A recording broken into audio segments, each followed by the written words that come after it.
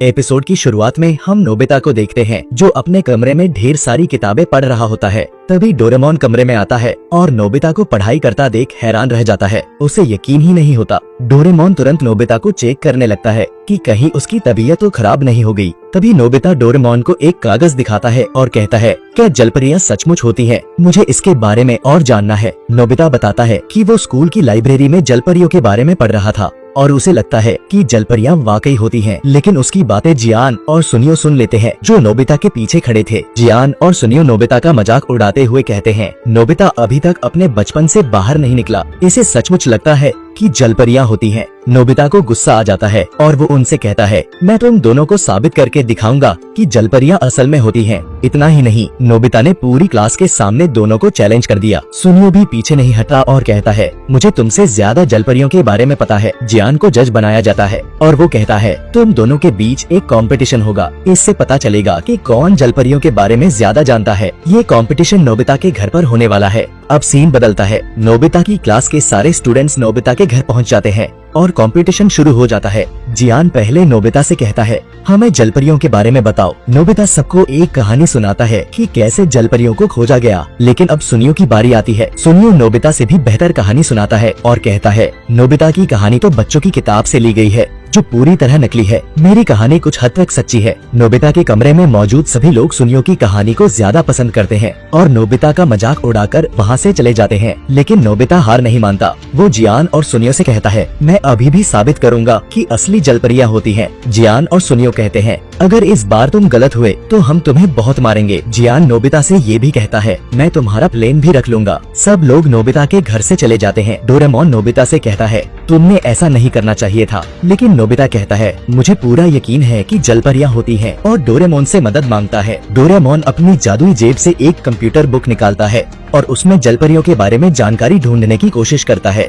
वो नोबिता से कहता है, मुझे तो नहीं लगता कि जलपरियां होती हैं, लेकिन तुम्हारे कहने पर मैं चेक करता हूँ। तभी उस बुक से ढेर सारी तस्वीरें बाहर निकलने लगती हैं। नोबिता की नजर एक तस्वीर पर पड़ती है जिसमें जलपरी की परछाई दिखती है। डोरेमोन और नोबिता को लगता है कि शायद ये तस्वीर असली है। डोरेमोन अपना सच झूठ डिटेक्टर गैजेट निकालता है और उससे पूछता है कि क्या ये तस्वीर असली है। गैजेट बताता है कि तस्वीर पूरी तरह असली है। ये देखकर डोरेमोन और नोबिता हैरान रह जाते हैं। डोरेमोन तस्वीर के नीचे लिखी जानकारी पढ़ता है जिसमें लिखा है कि इस जलपरी को जोहान मार्शल नाम के व्यक्ति ने 1910 में खोजा था। नोबिता और डोरेमोन टाइम मशीन में बैठकर उस सदी में पहुंच जाते हैं जहां जोहान मार्शल ने जलपरी देखी थी। वो एक तूफानी जगह पर पहुंचते हैं जहां सामने एक विशाल समुद्र है और पीछे कुछ शहर बसे हैं। तभी वो देखते हैं कि एक आदमी समुद्र में अकेले तूफान का सामना कर रहा है। पानी का बहाव इतना तेज है कि वो अपनी नाव नहीं संभाल पाता और समुद्र में डूबने लगता है। डोरेमोन और नोबिता उसे बचाने के लिए आगे बढ़ते हैं, लेकिन तब तक वो पानी में डूब चुका होता है। फिर भी वो दोनों उसे बचा लेते हैं और किनारे पर लाते हैं। तभी एक लड़की वहाँ आती है और कहती है, जोहान तुम यहाँ हो। वो देखती है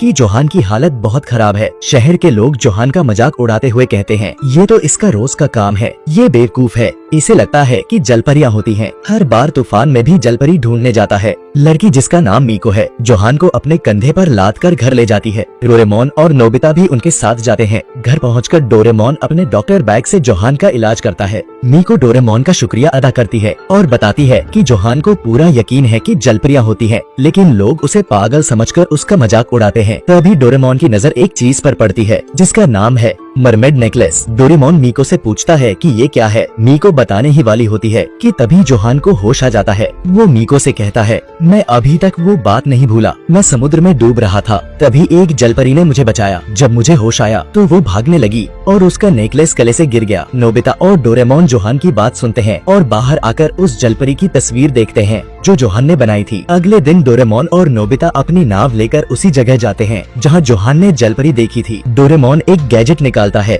जिसे नाक में लगाने से पानी के अंदर सांस ली जा सकती है। दोनों उस गैजेट को लगाकर समुद्र में उतर जाते हैं और जलपरी की खोज शुरू करते हैं, लेकिन उनकी स्पीड पानी में बहुत धीमी होती है। डोरेमोन एक और गैजेट निकालता है जिससे उनके पैर जलपरी जैसे हो जाते हैं। अब वो तेजी से पानी में तैरने लगते हैं और जलपरी की तलाश करते हैं। तभी उनके पीछे एक शार्क आ जाती है और उनका पीछा पीछा करने लगती है। डोरेमोन और नोबिता किसी तरह उससे बच निकलते हैं। नोबिता नाव पर वापस आता है जहाँ वो जोहान को अपनी नाव ठीक करते देखता है। तभी नोबिता के पैर कमजोर पड़ते हैं और वो गिर जाता है। जोहान को एक आवाज सुनाई देती है और वो चेक करने जाता है। तभी कुछ ऑक्टोपस नोबिता पर काली स्याही छोड़ देते हैं जिससे वो पूरा काला हो जाता है। डोरेमोन नोबिता से कहता है जोहान इधर आ रहा है, जल्दी भागो। नोबिता भागने की कोशिश करता है लेकिन उसका निशान नाव के कपड़े पर लग जाता है। तभी मीको अपनी गाड़ी से आती है और डोरेमोन नोबिता को समुद्र से रेंगते हुए बाहर आते देखकर रुक जाती है। वो पूछती है क्या तुम दोनों जलपरी हो? दोनों कहते हैं नहीं, ऐसी कोई बात नहीं। फिर वो मीको को सब कुछ बता देते हैं। तीनों घर पहुँचते हैं और डिनर की तैयारी कर रहे होते हैं। तभी एक आदमी आकर बताता है कि समुद्र में बहुत तेज तूफान आ गया है और जोहान अभी भी वहाँ फंसा है। ये सुनकर डोरेमोन और नोबिता तुरंत जोहान को ढूंढने निकल पड़ते हैं। समुद्र के पास पहुंचकर वो उसे खोज लेते हैं जो फिर से डूबने वाला होता है। डोरेमोन जोहान को तो बचा लेता है लेकिन नोबिता अचानक गायब हो जाता है।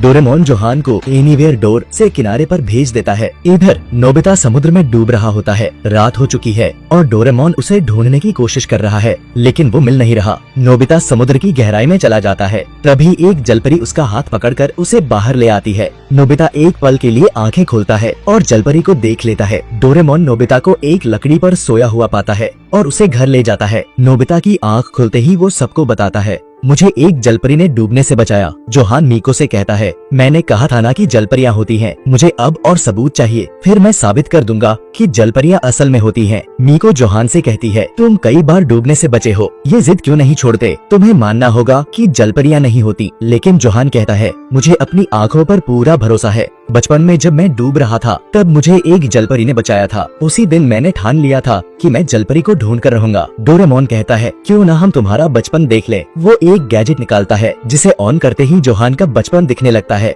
उसमें 3 लड़कियां जोहान को खींचकर कहीं ले जा रही होती हैं। मीको अपनी गाड़ी पर सवार होती है। तभी तेज हवा चलती है और एक लड़की की टोपी उड़कर समुद्र में गिर जाती है। जोहान उसे लेने जाता है लेकिन समुद्र में डूबने लगता है। तभी एक जलपरी जोहान का हाथ पकड़कर उसे बाहर ले आती है। डोरेमोन, नोबिता और जोहान उस जलपरी का चेहरा देखते हैं और वो कोई और नहीं बल्कि मीको होती है। डोरेमोन गैजेट बंद कर देता है। मीको जोहान को सच बताती है तुम्हें बचपन में जलपरियां बहुत पसंद थी। तुम उनके स्केच बनाकर सबको दिखाते थे। तुम्हारा सपना था कि तुम एक दिन जलपरी देखो, इसलिए मैंने जलपरी का कॉस्ट्यूम पहना और तुम्हें डूबने से बचाया। मैं तुम्हें ये बताना चाहती थी लेकिन ये तुम्हारा मकसद बन चुका था। मैं नहीं चाहती थी कि तुम्हारा सपना टूटे। ये कहकर मीको वहाँ से भाग जाती है। जोहान उसका पीछा करता है और कहता है तुमने मेरे लिए जो किया उसके लिए बहुत बहुत शुक्रिया। प्लीज मुझे छोड़कर मत जाओ क्योंकि तुम ही मेरी जलपरी हो। ये सुनकर मीको बहुत खुश हो जाती है और जोहान को गले लगा लेती है। ये देखकर डोरेमोन और नोबिता भी बहुत खुश होते हैं। वो दोनों अपने घर वापस आ जाते हैं जहाँ जियान नोबिता का प्लेन छीन लेता है